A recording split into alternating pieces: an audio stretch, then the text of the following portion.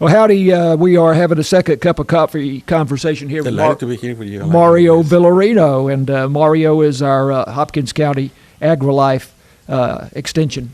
Busy time of the year, busy time of the season too. Well, what's keeping you busy? Everything. I mean, especially, the temperatures are increasing a little bit and people are busy on the fields, on the lawns too. People watching their trees and watching the lawns and watching the fields and getting ready to harvest as much as they can. We'll just briefly talk about the process of producing forage here in the county. Happens to be the biggest commodity that we sell in the county is actually hay.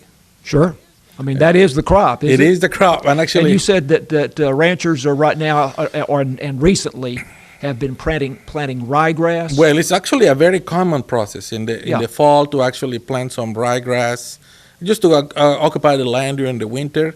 But it start actually picking at this time of the year, April, May.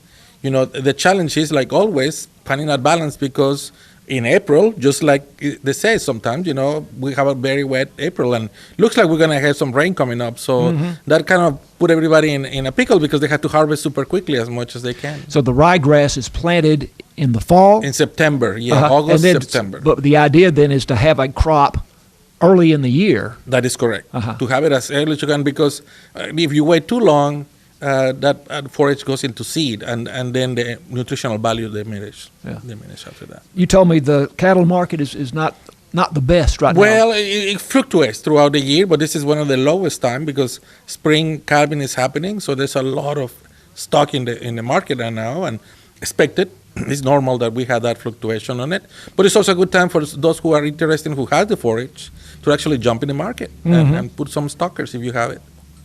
So it's like the stock market in general. That's whether it's good or bad depends on your point of view. Depending where you are, yes. But actually, the cattle market during the year is actually normal to fluctuate. Sure, it's not always steady up or down. So those waves actually get opportunity for people to get out and people to get in. Right, wouldn't work if it was just all the same level all the time, would it?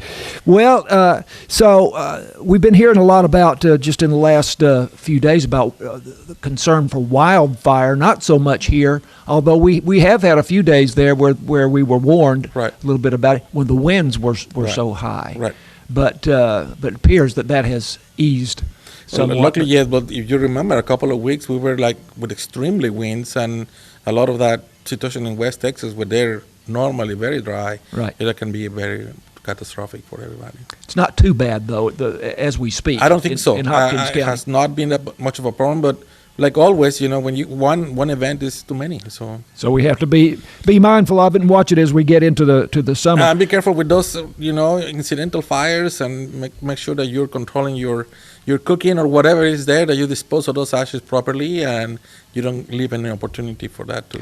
Well, even a wildfire, I've learned can be sparked from the exhaust from a truck or a car on dry grass. Especially if it's dry like it is. Yeah.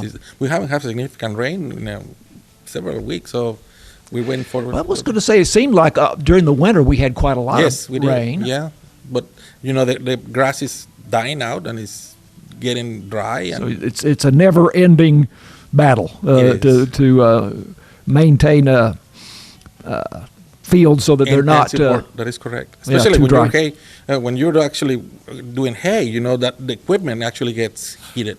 Right. And that could be a problem. Right. It's always very much important that whenever you're working equipment, that you have somebody next to you checking on you. Make sure they can spot anything weird or anything happening, because when you have a full tank of gasoline in your equipment, that could be complicated.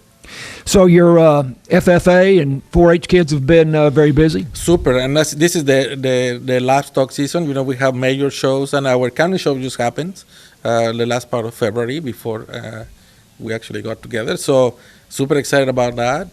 It was a very successful sale, like always. We have a lot of support from our community with the NETLA show, and we appreciate of that. NETLA, and that is Northeast Texas. Livestock Association, that's our county show, yes.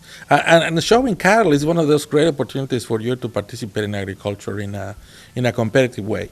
And I think that's what kids like it, because, they get an opportunity to prepare the animal, getting clean out, and getting ready to compete with somebody else. Sure. And then some kids were active at the Houston Livestock Show and Rodeo. We had the major show. We actually have all the major cities in Texas have a show that actually people can participate, and we have it all over in the major cities. Right now, it's Austin that's actually having the livestock show. Uh-huh.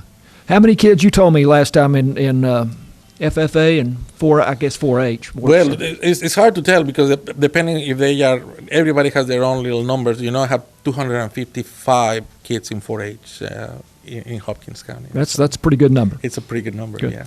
What's next on the agenda? Getting ready. We're working on our hydroponics and aquaponics project. Right. We're working on that, getting ready. The spring is springing, and a lot of calls and a lot of visits coming to the office for just any kind of things. Watching for the impact on the trees too. Like we speak before, trees are an important asset for our landscapes, and keep an eye on those and evaluating the impact of the winter on those trees, and looking for insects and taking care of those. So now is the time to be watchful. That is correct. Because you're going to start looking at them being active when the temperature increases like this. And that's when you have to start doing treatments for most of them. Okay, good. Mario, thanks for having that second cup of coffee conversation with us. I'm John Mark Dempsey. Mario Villarino, our Hopkins County Ag Extension Agent. And I'm, as I say, John Mark Dempsey. This is KSST.